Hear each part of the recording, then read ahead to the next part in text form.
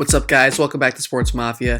Today we're going to be talking about if Michael Jordan's first retirement was actually a secret suspension from the NBA. Watch to find out.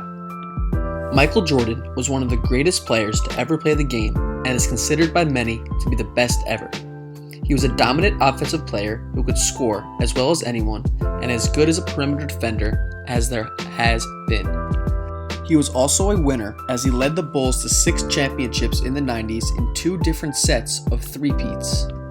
In the beginning of his career, Jordan was a dominant individual player, but he was overshadowed by the greatness of Magic Johnson and Larry Bird, who were both legends on championship contending teams. On the other hand, Jordan's Bulls weren't a championship contender until the early 90s in Jordan's 6th-7th season, when Scottie Pippen became a great all-around player and the majority of the great teams in the 80s had declined.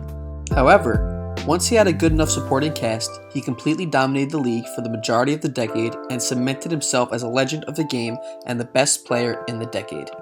However, he retired after he led the Bulls to their first three-peat for over a year and a half before coming back and leading the team to another three-peat. Why would the face of the league on the best team in the league, who was known for his enormous competitive drive and his desire to be the best ever, suddenly retire in the middle of his prime? Let's look at the facts. In 1992, after winning his second championship, Jordan was called to testify in the criminal trial of James Bowler to explain why Bowler, a convicted drug dealer, was in possession of a Jordan-signed personal check for $57,000. First, Jordan claimed it was a business loan, but under oath, he admitted that it was a payment for gambling losses in a single weekend. Then, in early 1993, San Diego businessman Richard Equinas revealed in his book, Michael and Me, Our Gambling Addiction, My Cry for Help, that he had won over $900,000 from Jordan in golf betting. Around the same time, MJ was spotted in an Atlantic City casino in the early hours on the morning of Game 2 of the Eastern Conference Finals against the Knicks.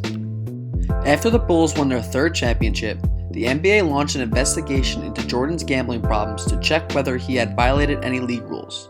Then, 4 months later, Jordan stunned the world by suddenly retiring from professional basketball. At the press conference, when he asked if he would ever return, he said, "5 years down the road, if the urge comes back, if the Bulls will have me, if David Stern lets me back in the league, I may come back." Now, why in the world would Jordan ever say, "if David Stern lets me back in the league"? The reporter never even mentioned Stern's name in the question. Kinda fishy. Only days after Jordan announced his retirement, the NBA dropped its investigation, saying he did nothing wrong. So I guess betting a large sum of money on sports isn't wrong then? Was there a secret agreement between Jordan and Stern? Did Stern simply tell him to retire just to create a distraction and to keep Jordan's name clean? The distraction occurred when Jordan then decided to play minor league baseball in the White Sox organization.